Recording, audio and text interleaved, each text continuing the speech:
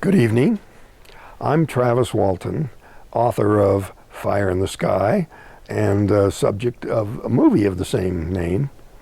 I'll be doing a little discussion here with you tonight, tell you about my experience back in 1975 and some of the aftermath.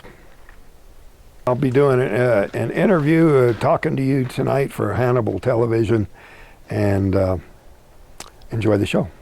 This is Hannibal here from thehannibaltv.com, and today I have a guest from the UFO world.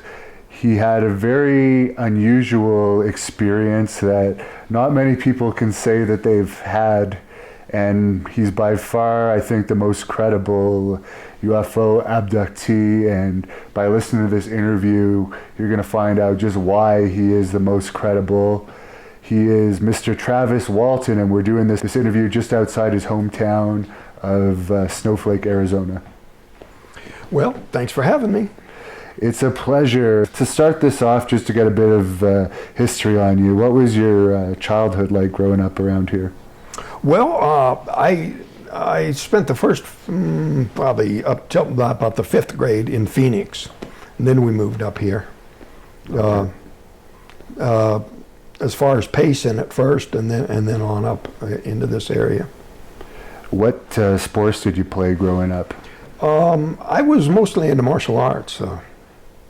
I probably should have got into other kinds of sports, but I understand you did some boxing. Yeah. And is it true, well, I know it's true, but the resort that we're on here right now, Muhammad Ali actually had one of his training camps out here? Yeah, he came up to this area right after my incident happened, and he actually built a training ring there in the airplane hangar where I did my private pilot training. And I'm told that he stayed here in Bison Ranch, which is a little farther to the east and quite a bit closer to where the incident happened. So there's quite a few stories about him being very interested in UFOs, and that he had some major sightings before each of his big fights. Yeah, I know he had at least one sighting in Georgia because I was watching an episode of the Johnny Carson show on YouTube, and he actually brought up UFO sightings before a fight, and the whole purpose of the interview was to talk about the fight, but he brought the subject of UFOs up for a good 2 or 3 minutes until Carson finally got him back onto the fight, and they were kind of making fun of him.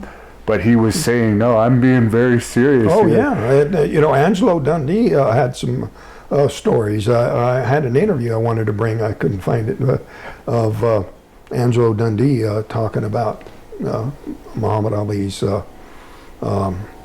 interest in the subject. Do you remember the specific fight he was training for when he was up here? I don't. Okay. Did you have any chance to meet him? No, I didn't. Okay. My brother did. He was in boxing at the time. Yeah, I understand you were a little bit wilder in your youth than you have in your older age. That's true. You would get into some encounters at the various bars, I guess, around town. Yeah. And you also did some motorcycle riding as well. Yeah, so had a few motorcycle accidents. So you were always someone that kind of was a bit of an adrenaline junkie, I guess you would say. Back then. Did you have any interest in science fiction or the UFO world when you were growing up? Not particularly. I thought astronomy was interesting. I took astronomy in college. Okay. And did this incident happen before or after you had your private pilot's license? It was after. After, okay. And how did you get into working in the forestry industry? I guess living here, it's a natural profession to work in. Yeah, it's quite a easily available job, And this area is a big Mormon area, I guess, as well. Yeah, that's true. Is that the religion that you are? Or? Yeah. Yeah, I was raised in the Mormon church. How long have you been doing this tree cutting job? Well, each contract will last maybe a couple of years, depends on, how long it takes you to get it done. If you get it done faster, then you just get paid faster. But, we'd probably been into that contract for at least a year. And what exactly were you cutting the trees for? Well, it's a system to enhance the timber production, the lumber production in the area. If you cut the competing trees and to favor the better trees, you can encourage better, more rapid timber production. And I was reading your book. It's a very dangerous job working with those chainsaws, and no matter what, eventually working in that industry, you're going to get some type of cut. That's true. Everybody gets cut. I've got one cut on my knee and one on my hand, but everybody gets cut. What's the worst injury you ever saw working that job? There have been some pretty nasty ones. A chainsaw is pretty messy cut. I guess you guys are all trained in first aid and... Yeah, I'm actually an EMT. I took the whole course. Okay, wow. So what was your relationship like with the other crew members? Well, it kind of varied a little bit. We weren't a group of buddies, We were portrayed as a bunch of co-conspirators making up a story, but we really didn't get along that well and didn't hang around together after work. And I think one relationship in particular with Alan Dallas probably contributed to his trouble when they came to accuse him of murdering me. The line of questioning was, did you ever have any desire to harm Travis? And he and I had gotten in a fight a few days before. He had gone out to see this girlfriend of mine, and he was trying to lure her away and tell her, that he was the better man. And so we got in a fight over that, and he lost the fight, but I could tell he still had lingering aggression because almost dropping that tree on me, And I understand from your book that the movie Fire in the Sky that was done based on this story was incorrect as far as the number of the men on the crew that day. That's true. There were actually 7 of us out there, and they reduced it to 5 for some reason for the movie, but it was certainly not an embellishment, And you mentioned you had a girlfriend at the time. Is that the woman that was portrayed in the film? Yeah, I married her and had 4 kids, 2 boys and 2 girls. Okay. And it did show you have the little altercation in the woods in the film. Did that fight actually occur in the woods, or was that... It actually happened behind Mike's house before we left for work. But then, him dropping that tree on me, that was something that did. Oh, that really happened? Yeah, that really did happen. And so, yeah, that's obviously something that's uncalled for in that profession. Well, of course, you're supposed to make sure you don't do that. So I'll stop you a few times probably for questions during this, but could you go through the events of that day, kind of starting from when you got up in the morning to go to work? Well, we just got up and went to work, and it's a pretty long drive to work, so we might fall back asleep on the way to work. But when we get there, it's time to get up and get going, and so as soon as we arrive, we're ready to go.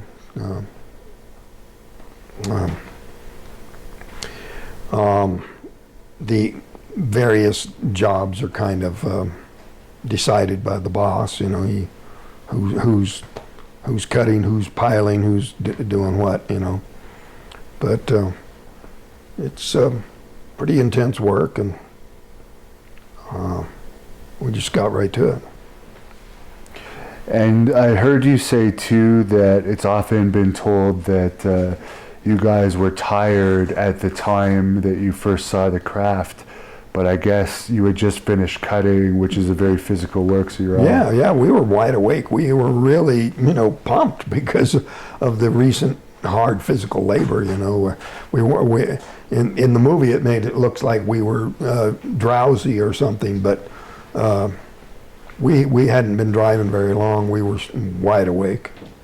So at the point where you first saw the craft, you were heading home for the day, right? Right. So how did it appear in the sky? What was the first thing that you saw? Well, it was just a glow at first. It wasn't like, oh my God, what's that? It was like, I wonder what that is. It's a light. Maybe some hunters camped over there. And the closer we got, the more, it can't be a campsite because it's coming from higher than where the crest of the ridge. You can estimate, even though you can't see it, the trees are too thick. You can see that the slope of the ground is, the light's from higher than where the ground level would be. So that wasn't adding up. I wonder what that could be, And one by one, the other crew members were, noticing and trying to figure out what it was. But it wasn't anything real exciting at first. It was just a curiosity. Was it moving or just kind of? It was just a glow in the trees, and but it had a strange quality to it. And it wasn't the moon. The moon was in a different direction. The sun had already gone down. The idea, of a fire in the sky came from the fact that we actually had, found trees that had been hit by lightning on the way to work. We stopped, put the fire out, So that was one thing that crossed our mind is, could this have been where lightning hit the tree up high and caught it on fire?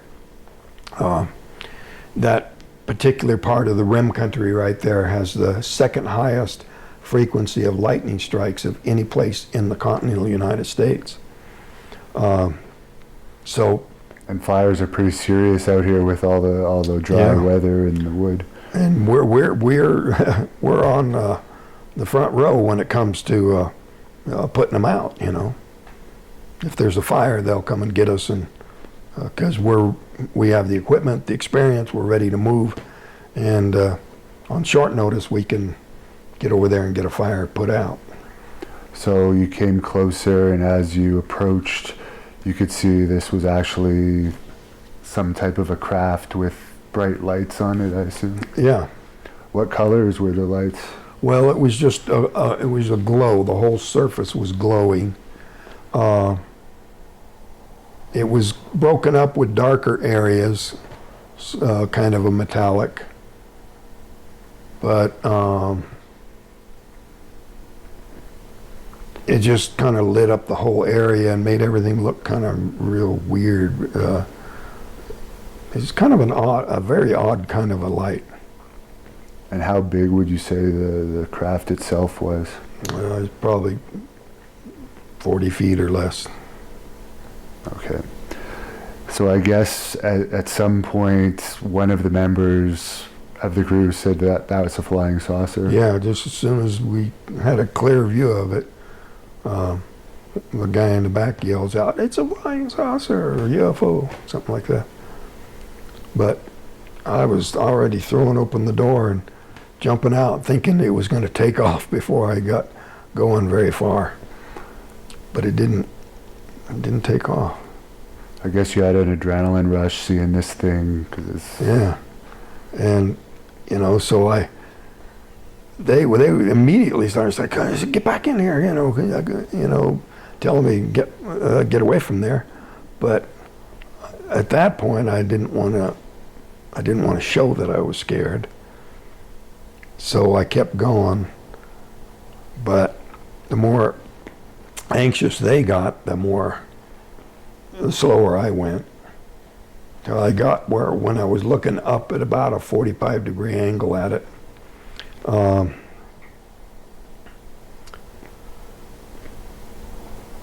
it suddenly got louder and started to move. And it was just kind of a reflex. Instead of just running at that point, I just ducked down behind a log there. And then they were really screaming at me to get back in the truck. And so I decided to run back to the truck. But when I stood up, I just felt this numbing shock go through my body. It was quite a bit like I touched high voltage or something. But they said it just picked me up and threw me like 15, 20 feet. And John said it was like a sack of meat hit the ground, like there wasn't a bone in my body. And Steve yelled out, "It got him," which in his vocabulary means it killed him, you know. And so Mike said that the crew started screaming at him to get the truck moving, to take off. And so he just did, you know, just revved up the motor and took off, he said, and went blasting down through the woods, driving way too fast for how rough the woods were. But it was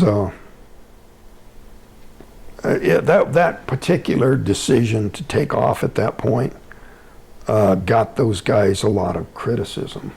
You know, people said, "Oh, gee, your coworkers weren't showing enough courage. They were, all they cared about was saving themselves, and they're just gonna leave you to your fate."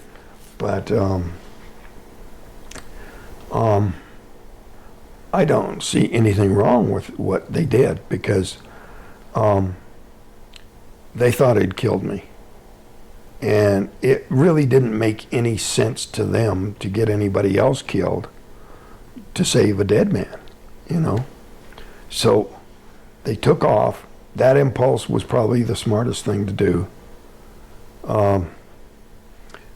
They said they went up, they spotted some deer hunters, and they went and tried to catch them. When they couldn't catch them, Mike said he pulled over and he said, "Look, we got to go back." And some of the guys said, "No, let's just go get help." And then Mike said, "Well, look, if anybody doesn't want to go back, they can just wait here, and we'll pick you up on our way back." But nobody volunteered to get out of the truck and wait outside the truck in the dark. So they all went back together.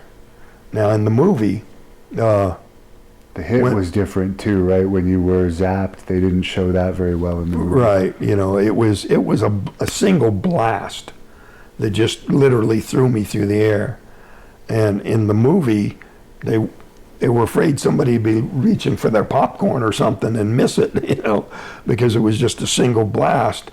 And that was just the way it was, you know. So they dragged it out. The light came on, held the actor there and then finally tossed him back. But it was just much more abrupt than that. So when they headed back, they saw the craft taking off towards the northeast. And so Kenny said he wasn't so scared that it would come back as what my body was going to look like. Was going to be all charred, you know, burned up, horribly blistered or burned holes in it or something like that. And so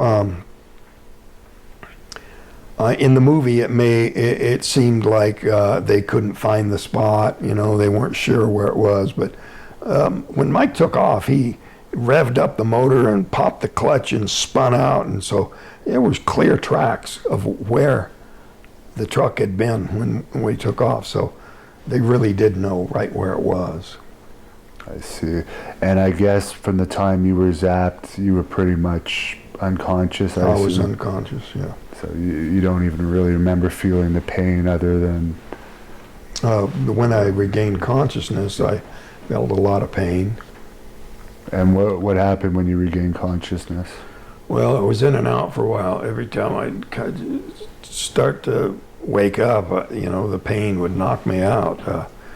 But I finally could see this light above me, and I could hear the sounds of movement around me.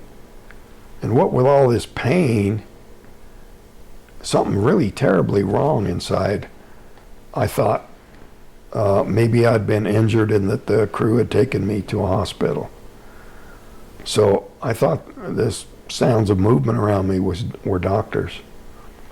And I couldn't focus my eyes. It actually kind of looked like doctors at first. And when I could finally focus my eyes, I could see it was these creatures. And I just flipped out. I just started screaming. I rolled away from them. I don't know how. I felt like I could hardly move, but There was no membrane around you either. no like in the membrane, movie. That nothing was holding made me up. down. Just my physical weakness, like I just couldn't move. What about a tool? In the movie it shows a giant metallic type of tool. I did grab an object off of the table there and swung at them. I didn't actually hit them. They weren't close enough to hit.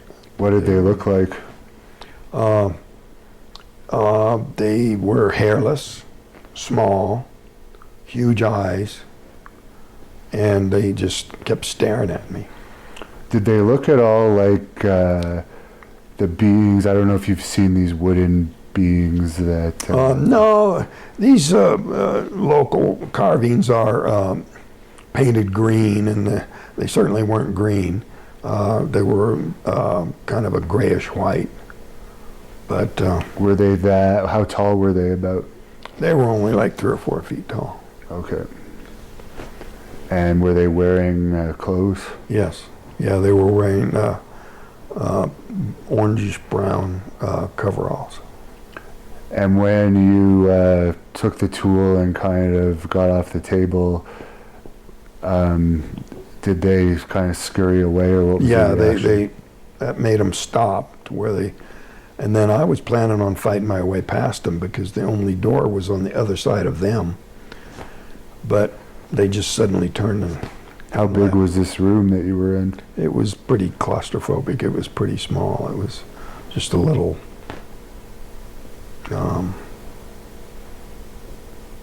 circular. It was really cramped.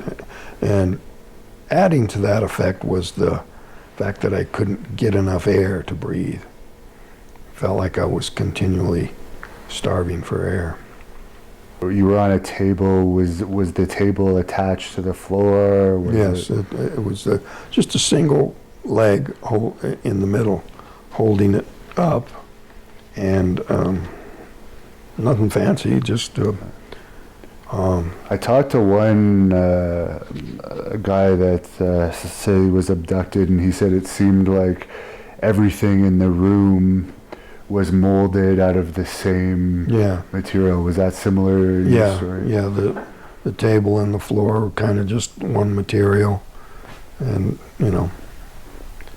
everything was all like one material. So you say they scurried out of the door? Mm-hmm.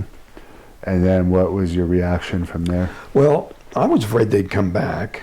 They had gone to the right, so I went to the left. And I was just blindly trying to find a way out.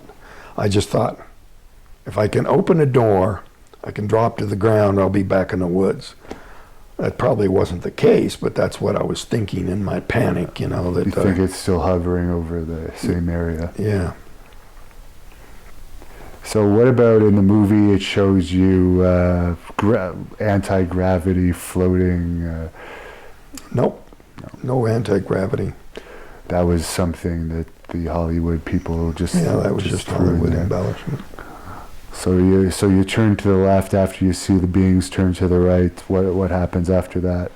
Well, I was trying to find a way out, so I saw a chair and some buttons, and I thought maybe some of these could open some of those doors, but they didn't. And just trying to find a way to get some of these doors to open. And then a man came in. And he looked to be a human being to me. At the time, I took him to be a human. It was there to rescue me from these monsters, you know. How was the human dressed, or the human-like being? Just blue coveralls. Facial features of a man. Yeah, the facial features of a man. And hair? Yeah, kind of longish hair. Not, no insignia, no like rank or military indicators. I see. And what happened from there? Well, I was looking for a way out, so when he wanted me to go with him, and assuming that he was there to rescue me, I went with him. Okay. He took me out through this little passage I take to be an airlock. The quality of the air was much different on the outside. Much easier to breathe and much cooler. But he was really in a hurry, moving me pretty quickly. So the air was thinner, I guess, in the first section you were in? Mm-hmm. Okay. Yeah, that feeling of suffocation, which just fed that panic feeling. So do you think the second room was part of the original craft as well, or do you think this craft kind of went into a larger ship? I think it probably went into either a larger ship or a building. Okay. So you go into this second compartment, and what happens from there? Well, he was hurrying me along, and so I had to pay pretty close attention just to keep from stumbling. I was still pretty weak. He's not talking to you, right? No, and I kept continually questioning him, but at first I wasn't too alarmed by that, you know. Maybe he's just in a hurry to get me somewhere. Took me. Was there anything covering his head or anything? Yeah, there was a helmet over his head, and it made me think. Well, either the air in there wasn't appropriate for him, or it had something to do with how combative I was. You know, that maybe it was just for protection.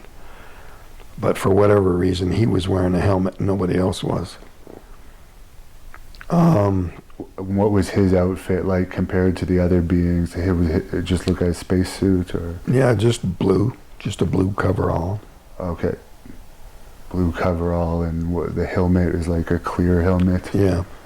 Okay. Maybe fogged up or frosted on the backside. Circular? Or? Yeah, just... So he's telling you, he's hurrying you along, and then what's going on? Well, he takes me into this room, and there's some other people like him, and I was assuming that maybe he's not answering my questions because he's got the helmet on. Maybe he can't hear me. Maybe he can't talk with that thing on. So when he left me with these other people who were dressed like him, except for the helmet, I started over and started asking all of them the questions. And they were not answering either. And they started trying to get me to lay down on this table. And I found that kind of alarming. I started to resist. In hindsight, it was probably that I woke up in the middle of some sort of medical recovery. And because I was combative, they needed help from somebody that I wouldn't fight. And I also heard you say you think that they actually were treating you in retrospect for for the injury that you Yeah. had from the blast. And they were actually in a hurry to complete this. And because I was fighting these little creatures that they couldn't handle me anymore. So these human-looking people forced me down on the table. And It was a female too, right? yeah, and the female administered anesthesia. And What did the female look like? she was quite attractive. They were similar in a family sort of way. What color hair? All the same hair? Or? Yeah, not a real pale blonde, just sort of a sandy blonde color. Do you think they could have possibly been other beings of a different race? Yeah, I think they could be. Perhaps selected just because their resemblance to humans would make me trust them. Some people think, well, maybe they just whipped up some kind of a android or something to inspire my cooperation. Right, because we've heard, and I'm sure you've heard, that there's lots of theories that there's different species of extraterrestrials, and like Yeah. the ones you've described from the first craft seem to have been possibly greys that were possibly operating. Yeah, on. but they didn't have that term back then, but I think that fits in with what people describe. And then But it seems you know, there are people who say, "Oh, aliens would never have 2 arms and 2 legs. They would look like a giant cockroach or a big octopus or something." But no, a tool-using creature is going to have these 2 hands in front to manipulate matter and make things. I mean, apes have 2 arms and 2 legs. So did you get a vision of how many fingers they may have had? I got the impression of normal digits. Okay. And the human-like creatures, did anyone ever say that they could have been like the Nordics? Because we've heard of these. Yeah, I've Nordic heard that beings. term. Yeah. Okay, so they administered anesthesia to you, and this was it looked something like a normal anesthesia Just a mask, normal gas mask. but it didn't have anything attached to it. from what I No understand. hoses. It had a sort of a canister or a sphere hooked to it. Now, when they're holding you down, are they looking angry or? They didn't look angry. They looked impatient. I was, whenever I would scream, I could see that they would kind of wince, like at the volume. How was the strength of the women? They were strong enough to hold me down. How tall would you say those other 2 beings were? They were as tall as I was. Okay. Good size. And the next thing you remember, I guess, is waking up from that anesthesia. Yeah. And I could feel the cold air coming into my clothes. And there was a light above me, and I looked to see where the light was coming from, but it went off just as I looked. But I could still see this shiny hull there hovering above the highway before it went up. What's your state of mind at this point? Is it relief? Is it? Oh, it was definitely relief. Even in spite of the fact that it was dark and nighttime, I could still recognize this stretch of road, and I felt like I was free. The woods were a familiar environment to me, and I just ran down into the town. How far is that from here, approximately, where you were dropped off? Oh, that was probably about 6 miles up the road here. You know where you are, and you know that there's phone booths close by. Actually, it was a gas station at the time. Okay, It was an Exxon station. And now it's not, right? And now it's Okay, not. Now that's it's my a confusion. restaurant, Casa Ramos Mexican restaurant. But you can tell it used to be a service station way back in the... Oh, we passed that Mexican restaurant. Yeah. That's interesting. And you see the phone booths there with the statues, and those are the very phone booths that I called from that night. Very interesting. How is the food there? It's good. I've eaten there. I see. So you get on the phone, and I guess in those days you didn't have any money. No, I went into the first phone and it was out of order. I went into the middle one and it worked. But What time was this? Any idea? it's probably in just the middle of the night. And in your mind, it's the same day. Yeah, I thought it was the same day. But In reality, it's 5 days later. yeah, 5 days and 6 hours. And I had a friend that was claiming that the first thing I did was call him.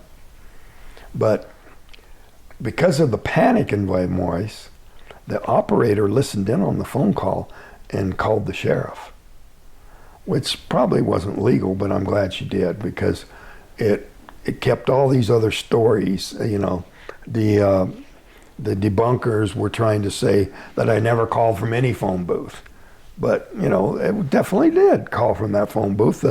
The sheriff sent officers over there to dust for prints that night. Yes, and we haven't gotten into this at all yet, but do you want to fill us in for people that don't know the story of everything that was going on with the other workers? Because the police obviously didn't believe the UFO story at first, and there was an actual murder investigation going on because they believe you were actually killed. Yeah, and they thought that I'd probably just got in a fight, and they'd hidden the body and decided to cover it up. And especially one of the first guys being tested was Alan Dallas, and he didn't like this line of questioning. Have you ever wanted to harm Travis? Which was true. We'd gotten a fight, and that's harming somebody. And so he pulls everything off and stomps out and doesn't take his test. But he did come back to the same examiner and take a full test later and pass it with flying colors. And before that occurred, there was actually a search for you, right? There was actually a formal police search for you. Yeah, they had over 50 men on horseback, on foot. These little three-wheelers, they were combing the entire area. They also had helicopters and airplanes crisscrossing the area. And then after that, that's when I guess they figured these guys were suspect, and they offered them the opportunity to take a polygraph test while you were still missing. Yeah.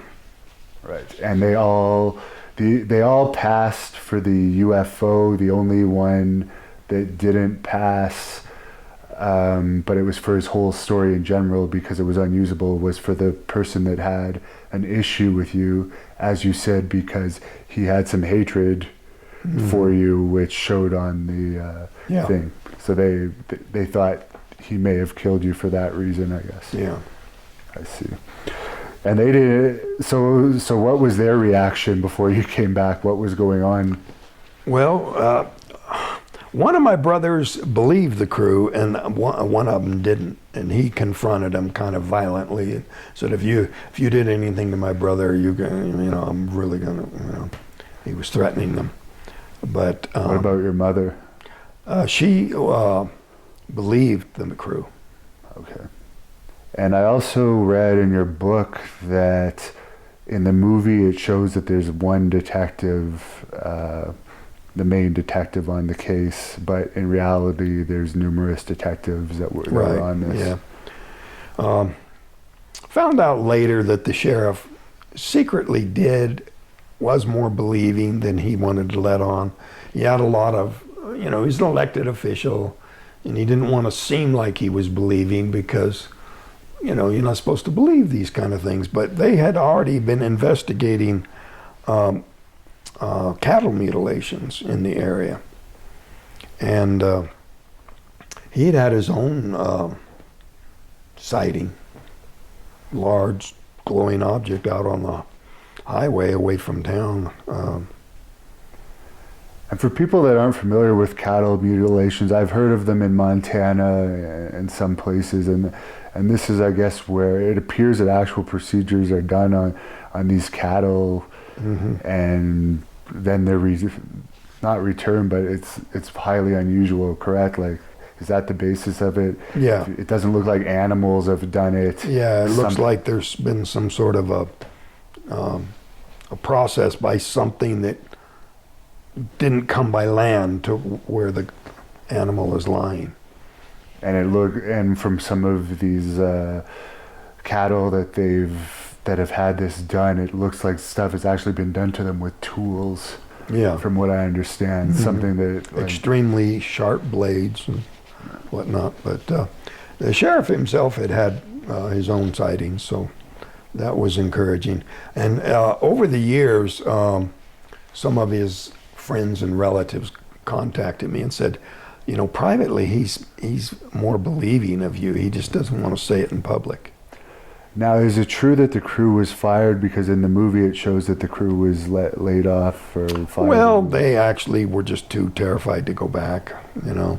So Mike didn't even try to get another crew, and he let the crew the contract default. But the crew that took it over and finished it did it in same number of man days that we had left on our contract.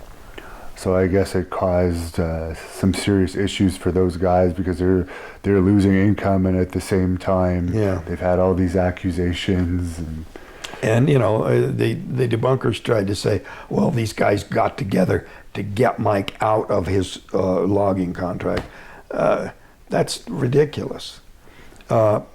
Mike got a signed statement from the contracting officers that no such excuse would be needed, that all he would have to do is just say, there it is, you know, and I can't complete it. And more importantly, he never did go in and say, I have to have an active God clause applied to this contract, and never happened. And you mentioned the polygraph tests of the other crew members while you were still disappeared. Was there any tests on if they'd been drinking or under the Yes, I underwent a whole battery of tests on the theory that this was all a drug hallucination. And I had blood and urine samples put through the Maricopa County Medical Examiner's drug screen, which showed no trace of any drug. And this is a law enforcement test. There was no trace of any drug. And it was just one thing after another. It was like, oh, he went temporarily insane. This was a transitory psychosis. He just went crazy temporarily, hallucinated this whole thing, was wandering around the woods. Somehow the searchers never found him. And he hallucinated all this. Well, I took a whole battery of psychiatric tests that showed normal pattern of scores. And the other crew members would have had to hallucinate it as well. Exactly. And you know, that's what's ridiculous is, you know, 7 people are not going to have the same hallucination, whether it be from drugs or from psychosis or the one other theory, that plate tectonics, that energy come out of the ground. It's kind of like lightning that comes out of the ground when earthquake, they call them earthquake lights. That was one theory Dr. Persinger had. So what was the reaction on the other end of the phone when you were on that phone with the whoever you called that day? Well, my brother-in-law thought it was a prank. They'd been getting some prank calls. And so he started to hang up on me. And he was real sarcastic. I think you have the wrong number. I go, no, Grant, it really is me. He goes, oh, okay, I'll get your brother and come get you. So they come to get you. In the movie, it shows that there's an investigator from the UFO, American Foundation for Abnormal Resource. Yeah. No, there had been some UFO investigators involved in the search, and they had measured high residual magnetism, but other than that, they weren't really involved until later. I see. So when they picked you up, what happened at that point? Well, the reaction was just so intrusive, you know. People looking through Steve's window, you know, when he's sleeping. people stomping through my mom's flower bed, and there was no consideration whatsoever. I was in such a fragile condition that my brother said, "There ain't no way I'm letting that crowd get a hold of him." And he was determined to get me some medical help. Is this media or town folk or? It was both media and tourists and even some intrusiveness of the law enforcement people. But because you said the sheriff heard the phone call, so yeah, the sheriff also wanted to contact. But weren't you taken somewhere before you went back home here? No. Okay. We went to my mom's house. My brother took my clothes, sealed them up in a bag so they could be forensically examined later. That failed, but at least he had the forethought to think of that. And just the pressure of what might be physically wrong with me and trying to get medical help. Had a whole battery of medical tests over the next few days. And what were some of those tests? You've already talked about some. You know, the blood and urine samples that were put through the county medical examiner's drug screen. I had upper body x-rays. I had EKG and EEG, brainwave scan. A pretty thorough bunch of tests. You eventually also did a polygraph test. Yes. You did numerous polygraph tests, I guess, over the years. Quite a few, yeah. Yet, even at the time when the crewmen had all passed tests, you know, Dr. Harder made the point that if you had 6 people saying they'd witnessed a murder, even without polygraph tests, open and shut case, that guy's gonna fry. I mean, it's just automatic. But here you got 6 people that are passing lie detector tests, and people are still saying, no, this can't be, and trying to find some other way to explain it away. And there was just no end to the number of explanations. I see. And is there anything that they omitted from the movie that you felt would have been really important to have in the movie? Oh, there were all kinds of things, as evidence, especially stuff that came about later. It was noticed that the trees had grown faster close to where the craft had come down. And this is documented with tree ring research. And, you know, this actually takes years to manifest itself. But all around the clearing, everything that was exposed to radiation from the craft suddenly had much thicker growth rings. And Ben Hansen was the host of a show called Fact or Fake, and he sort of supervised the research trip back to the site. And we discovered not only were these tree rings thicker, they were thicker on the side of the tree towards where the craft had been. So anywhere you went, whatever tree was oriented towards where that craft was, that was the side where the most pronounced accelerated growth occurred. And that was pretty profound, you know, because, you know, here this tree was 6 inches in diameter, and it was 85 years old. And in the next 15 years, it had doubled in diameter. Wow. Which is actually more than double the rate of growth.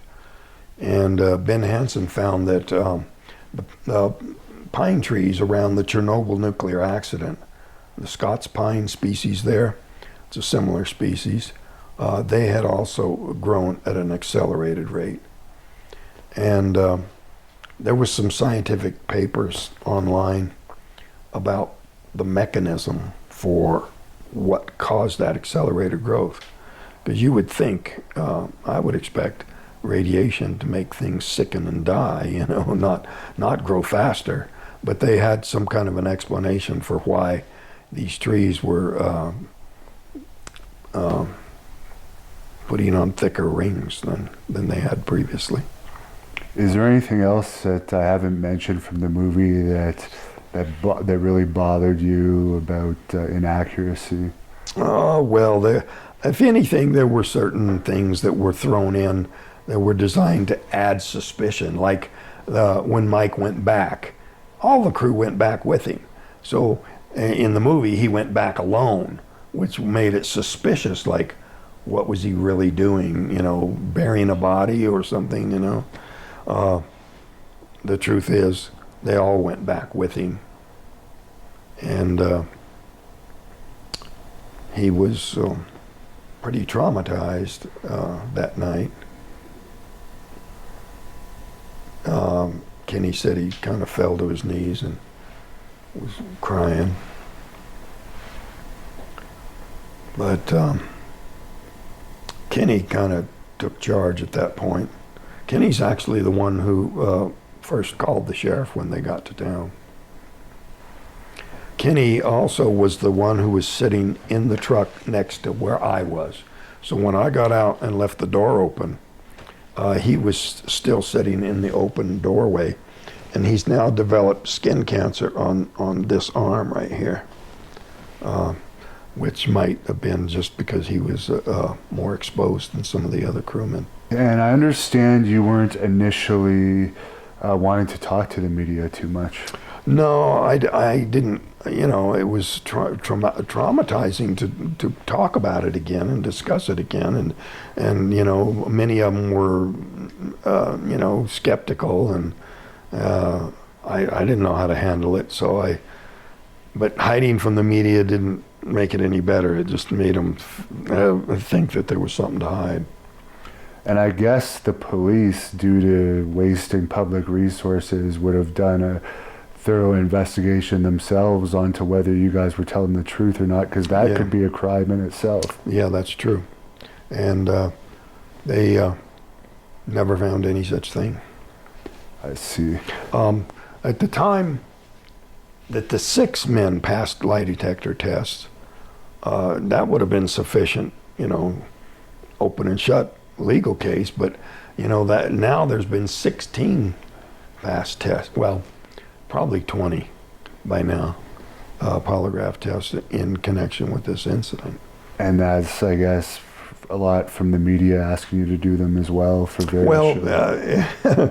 Steve Pierce tells me that he has taken 4 more tests. Every time he got a new girlfriend, he'd take another polygraph test. And of course, polygraphs have advanced over the years as well. Yeah. So. Yeah, the last one I took was much more advanced. It was, I took 2 tests from that guy, and he did tests for the United States Marshals and Albuquerque Police Department and New Mexico State Prisons. And it was a 5-trace machine. It was just a little bit more advanced than the prior test. But all 5 of my tests just... How long was it after the incident that you went back to work at a regular job? Within a couple of years, I think I just made myself do it. How did you afford to survive in the meantime? It was difficult, you know. It was a struggle back in those days. And what was your ultimate career? Ultimate career? I don't know that I really had one at that point. I was kind of disoriented. Oh, I mean, like over the years, because you mentioned I know you've worked in the wood industry. You also have your private pilot. Well, I finally went to work at the paper mill, and I was. They let me work myself to death. Everybody around me was fighting to get overtime, and they wouldn't let them have it. But me, they'd let me have all the overtime I wanted. So I basically worked 12 hours a day for all 7 years I was there. Wow. And at what point were you approached about the story being made into a Hollywood movie? Well, at some point, Tracy Torme came to Snowflake and said I'd like to write this into a movie, and so he was saying, what if those people out there, he was pointing outside the cafe there and saying, what if they could kind of experience it the way you experienced it, you know, if it was dramatized and they could just kind of live it the way you guys lived it. And I said, yeah, you know. And so that was my hope. Well, it fell a little short of that. It wasn't as accurate as it needed to be. So someday I hope to tell the whole story. You know, a lot of the ins and outs of the investigation, I think, are important. What year did this happen in? This happened in November of 1975. And the movie came out in 93, so I guess they would have approached you 2 or 3 years before that. Yeah, 6 years. It took 6 years to make the movie. I guess you were compensated in some way for your story. Yeah. Were you on set as well? I saw some pictures of that. Yeah, I've got a picture of me on the set. It was an interesting experience to see a movie made. What were your experiences like with the actors? Did they get to know you at all? Or? Yeah, they were, you know, some of my best supporters, you know. They all studied the case and believed it had happened as it was reported. Do you have a deal like actors where you still get residuals from DVD sales or YouTube sales? I notice it's for purchase on YouTube. That's how I watch them. It might buy me lunch. 15 bucks a year. Yeah, I guess it's just quarterly, whatever it makes. Or something. Yeah. I see.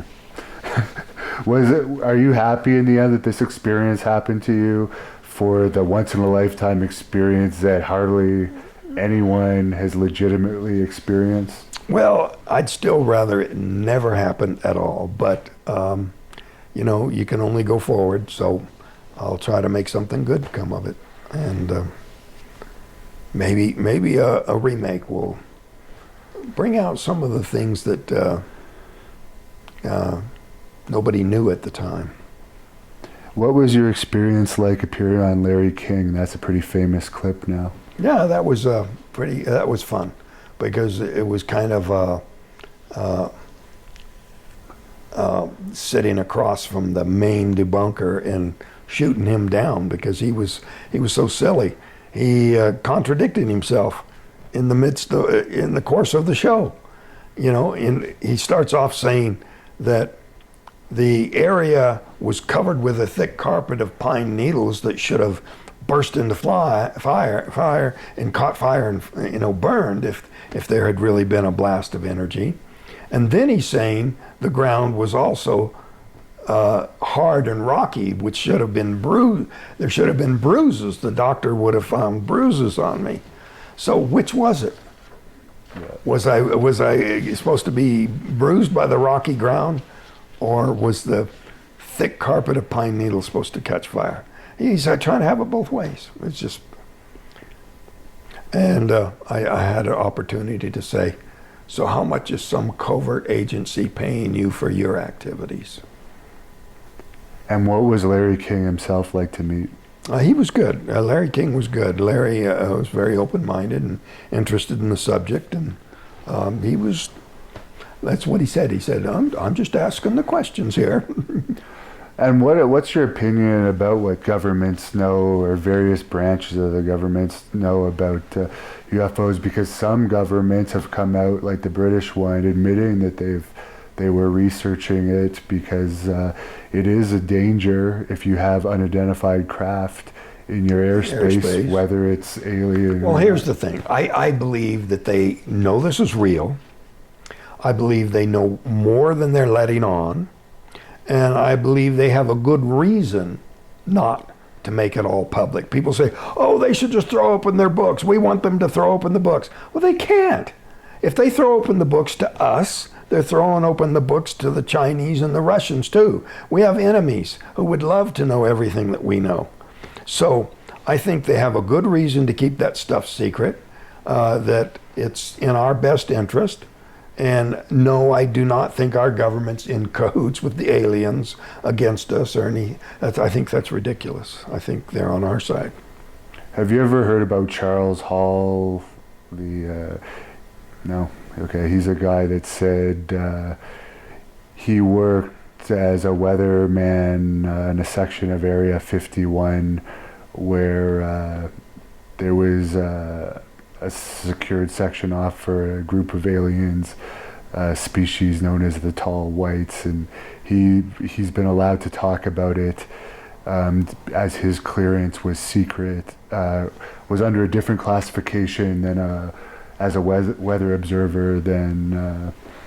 I don't know what to think about stories like that. No. Yeah, but with his stories, he was basically saying that the government is aware of that species anyways, and had some type of deal where they gave them an area where they could land and repair their crafts in exchange for some technological information. But well, I've heard lots of stories, and I don't know what to think about some of these stories.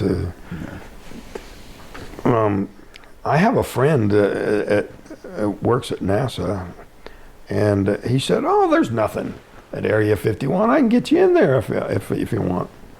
He invited me to a shuttle launch, the last one, but never happened. And there is also different sections of Area 51. I think that's pretty well known now. There's and different levels of classification to that, so not everyone knows the same that has been there.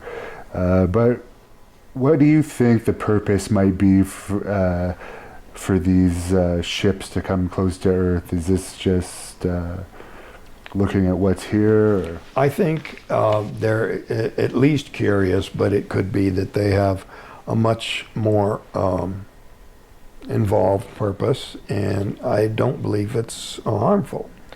I believe, I used to think that they look down at us in a real indiscriminate kind of way. Like if you were walking by an ant hill, you wouldn't say, "Hey, I'm going to start a conversation with that one ant there." You know, we would be so insignificant to them. But I don't think that anymore. I think they're perfectly capable of keeping track of each of us as individuals. If you saw them when you were 8 years old and you see them when you're an adult, they still know it's you. They keep track of you. And that's not such a feat. I mean, our own government has the Utah Data Center up there, and they're basically recording every single electronic communication on the face of this earth. And if our technology can handle that, I don't think it's such a big feat for the aliens to keep track of us. Whether they're tracking us by brain waves or DNA or whatever method they use, I think their technology is easily capable of keeping track of us as individuals. And there's a lot of people out there that think that they might be a little concerned about nuclear weapons and the consequences those could have for space if they're actually detonated. Mm-hmm. Supposedly, there was a lot of Foo Fighters, I guess, in World War II that were, I guess the actual Foo Fighter term is for unidentified flying objects, I guess, that were in the air, seen by aircraft, military aircraft during that time. I guess you probably know about that. Yeah, in 10 days I'll be speaking in Argentina, and there's some Air Force pilots, Argentinian Air Force pilots, that had a major encounter, and I got letters from some Iranian pilots way back right after it happened. So it's not anything that's limited to just over the United States. It's a worldwide phenomenon. Yeah, I've heard that too. That it's not uncommon for pilots to come across them, and that's another security reason for these things. If they don't show up on our radar, some of them might, but they don't release that, I guess, to us. Do you think if your incident had happened today with cell phones and the internet, if it would have been bigger because news travels so much faster today, and possibly maybe some of the crew members would have had video phones on them? Yeah, that would have been great to get a picture. What did you think about the Phoenix Lights mass sighting that happened in Phoenix? I wasn't there, but I know people who were. And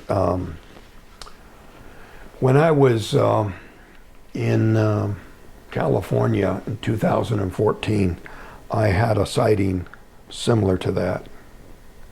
It was a gigantic black triangle with a light at each point.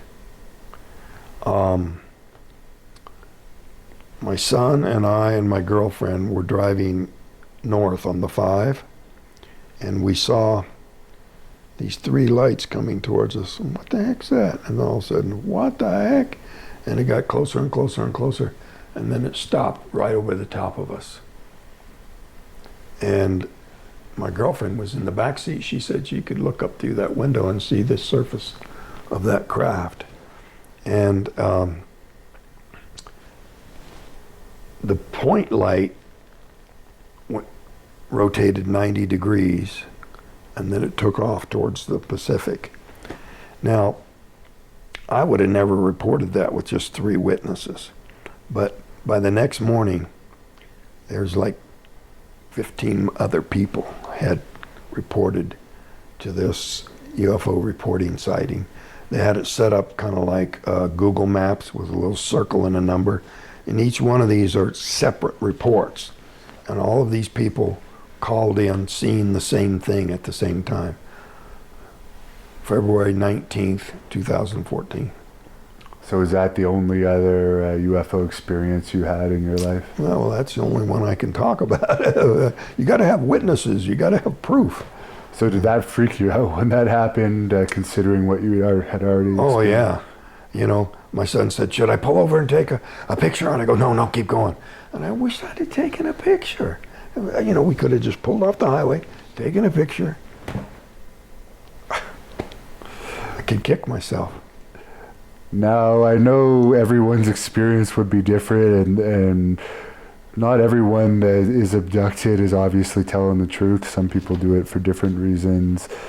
Yours is credible for many of the reasons stated, especially the large murder investigation. But if someone watching this happens to be abducted or in a situation similar to yours, what would your advice be to them?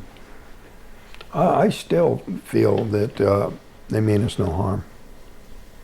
And our fear just comes from the unknown, not knowing their purposes. I don't think there's a record of anyone being injured or never being returned. I was at the birthday party of Sonny Morris, Skrillex, Grammy Award winner, and he's really into UFOs, and he had a lady speaking there that had done regressive hypnosis on people that had had experiences that they thought were harmful, that were terrifying, but then later realized that they had medical problems that were resolved in a positive way, problems that went away. So you would advise basically to try and remain calm, even though your natural reaction from fear of the unknown is going to be to freak out in a situation like that, as don't panic. You did. Yeah, don't panic like I did. Yeah. So do you think, obviously with YouTube now, there's a lot more information getting out there. It's easier to get information. There's lots of UFO videos out there. Do you think it's more of an accepted thing with public? Yeah, I think it's more accepted. At the same time, there's a lot more people just out there lying, making up stories. I run into these people at conferences, and You know, it comes down to this. I say, how do you know this? Explain to me how you know this. What source can you point me to where I can document the fact, and is the reasoning, does it make any sense? You know, when people just flarp stuff out there that they expect you to believe, you know, failing to accept it as accepted isn't the same as saying it's false. I don't know. I won't pass judgment, you know, on a case where somebody's just relating an experience. For all I know, they had a very vivid dream. But if they want me to accept it in the category of proven, I want them to give me some basis for that, some justification for that. And I guess you mentioned you have a girlfriend, so I guess you're not married anymore. What are you doing with yourself these days? I know you're doing conferences. Yeah, just conferences and stuff, and working on some automobile projects with my youngest son. He's a really good crack mechanic. And you have a website where people can order your book. I don't know if you want to grab it to show people if you can reach it. TravisWalton.com. And I read it. It's a very interesting book. Goes over a lot of the stuff we talked about today in much more detail, and a few other things as well. And you're doing appearances still here and there. You are on Facebook. I don't know if that's your real account or not. Yeah, I think that's. I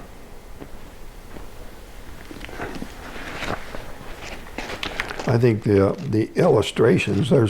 This book has quite a few illustrations. There's like 30-some illustrations, you know.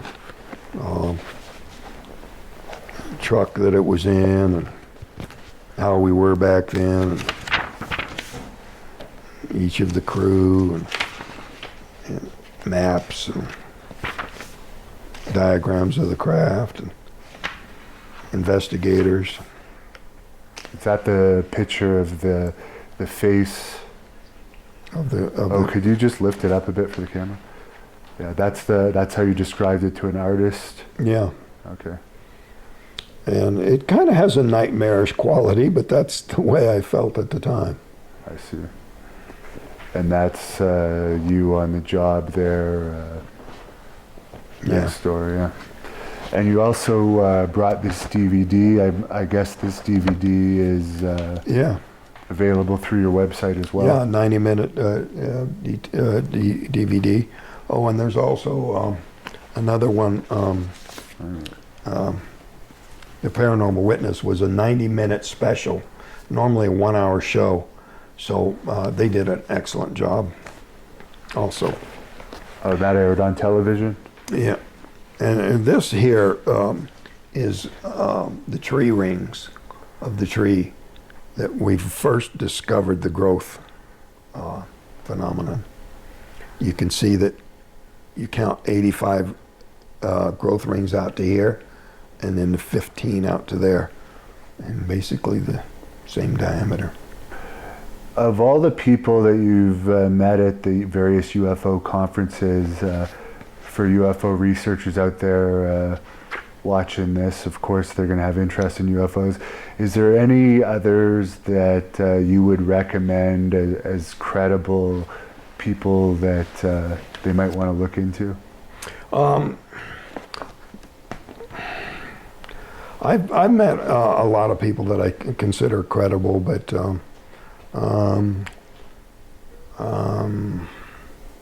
nothing that I can, point to specific cases right off the bat like that. I've tried not to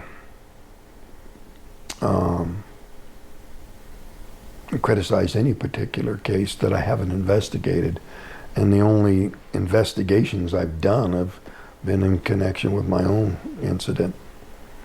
So there's, other cases that I consider very likely valid, but nothing that I've thoroughly analyzed. Why do you think there seems to be more sightings in this area of the U.S.? Is it just the skies are I pretty don't know. cool? I think maybe that the aliens have a higher level of activity in remote areas.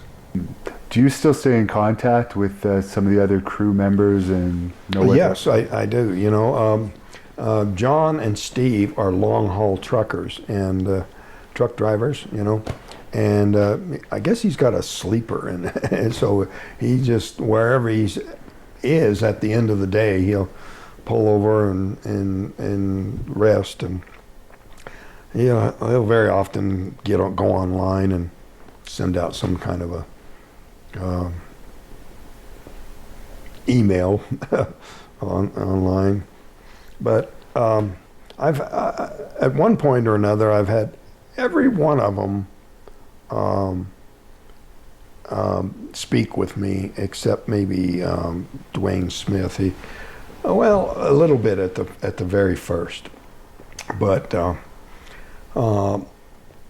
he moved away, and when I finally located him, he agreed to come and speak with me, and then just a few months later, he passed away. So Alan and Dwayne Smith are no longer with us, but John and Steve are still out there, and we're on friendly terms. You know, they'll stand up for what's real. Now, Kenny, he's a little different. He takes a very personal sort of almost, well, I won't say almost, a religious interpretation of this experience. He's gone back to the site on the anniversary and camped out. And I said, Kenny, you don't want this to happen to you. But apparently he has interpreted it in terms of a sort of a personal religious perspective on the whole thing, you know. The image of the phoenix rising from the ashes after so many days, and the whole thing with fire in the sky, you know, all those things have taken on great meaning for him, a personal meaning. Do you still run into the investigators ever? A lot of the original investigators are no longer with us. Jalen Heineck is no longer with us. Jim and Coral Lorenzen are no longer with us.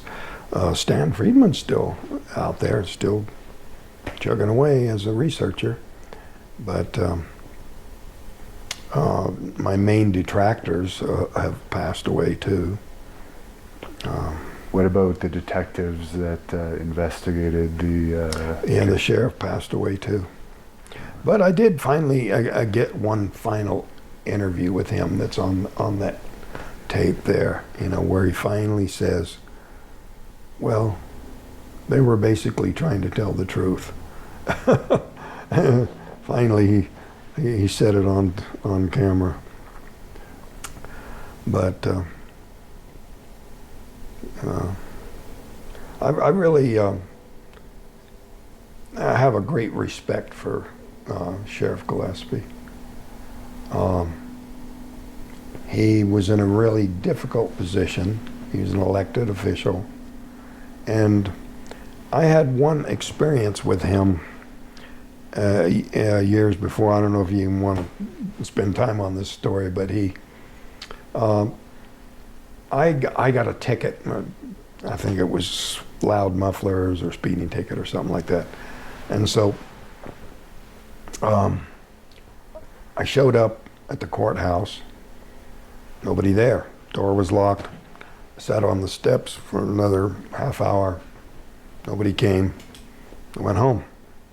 Well, next day I'm walking down the street. The town marshal arrests me. Failure to appear. The judge was the one who didn't appear. And so he throws me in the jail, locks me up. I'm a minor, a teenager, doesn't tell my mother. and takes off and locks the outer door of the place. Well, this is totally wrong, you know. There was a group of high school kids that got arrested on graduation night down in Payson, and they locked them up in there, and the heating system leaked, and they all died of carbon monoxide poisoning. And so, you know, you don't lock kids up and walk off and leave them, you know. So I knew it was unjust, and so I broke out of the jail, and I went down and I turned myself in to Sheriff Gillespie. I told him, look, you know, this jail is a mess. The sink is torn off the wall. There's water all over the place. The bed is soaking wet. There's no place to sit down except on the bed. So I'd have to stand up in this stinking place, you know. So his deputy comes down there to get me. And he comes up to the sheriff and he says, yeah, guy's a real rough one here. He tore up our jail, tore the sink off the wall. And Sheriff Gillespie says, Woody, don't you lie to me. So I was down there last week and that sink was torn off the wall then. Woody got real red in the face. They dropped all the charges and everything, but that was the end of that one. But he had the... How did you break out? I gotta know. It was a Cracker Jack jail, you know.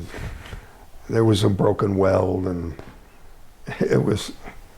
And I couldn't get out through the front door, so I went up through the attic and come down into the library and caught a ride down to the sheriff, turned myself in, explained the situation. But they dropped all the charges because that was just totally against the law. But I was very impressed with the sheriff would side with the truth instead of with his own deputy. And you do have a petition up regarding the remaking the Hollywood version of your movie. Yeah, I'm interested in, and there's quite a bit of interest around the globe, and I think that there would be a tremendous amount of interest in seeing a remake of the movie. Their sequel rights expired after 4 years, and so it's wide open. I'm ready to go and for a more accurate retelling of this story. And by the time it'd be released, even if it was done in the next few years, it'd be 30 years after the original. So yeah, that's more than enough time to get the story out there again. It'd be more like 50 years, wouldn't it? Yeah, well, from the actual incident, but I mean from the release of the movie. Yeah, from the release of the movie, yeah. Well, I really appreciate that you talked to us. Is there anything else you'd like to point out from your book or tell us before we close this off? Well, someday there'll be a more updated edition and getting into a whole lot of things that didn't get to in the original book. You know, there was additional information concerning the growth rings and this fulgurite thing. That perhaps the aliens are interested in this mineral, fulgurite. It's rare, and it's formed when lightning strikes the ground. You got millions of degrees and millions of volts forming substances that aren't formed geologically. So you're not going to find them just anywhere. So in places where there's a large number of lightning strikes, you're going to find more fulgurite. And it's some kind of a crystal that's supposed to have special properties. And I guess for the reasons you stated, you don't want, the U.S. government doesn't want other governments that could turn out to be enemy governments in the future, knowing certain information.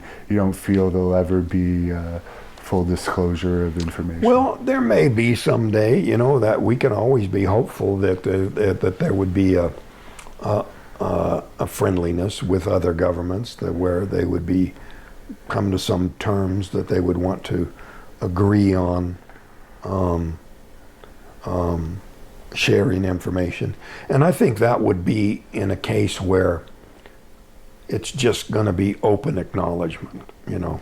At that point, they'll probably educate us, and unless some type of mass sighting were to occur and yeah. enough people were to record it, that it would just become undisputable. So that it's not even up to our governments that the aliens themselves have made the choice. And have you ever heard of this Dr. Stephen Greer that seems to be... Yes, I've heard of him. What do you think of him? I don't comment. Okay. All right, well, I really appreciate you meeting us today. I think it was worth the wait for sure.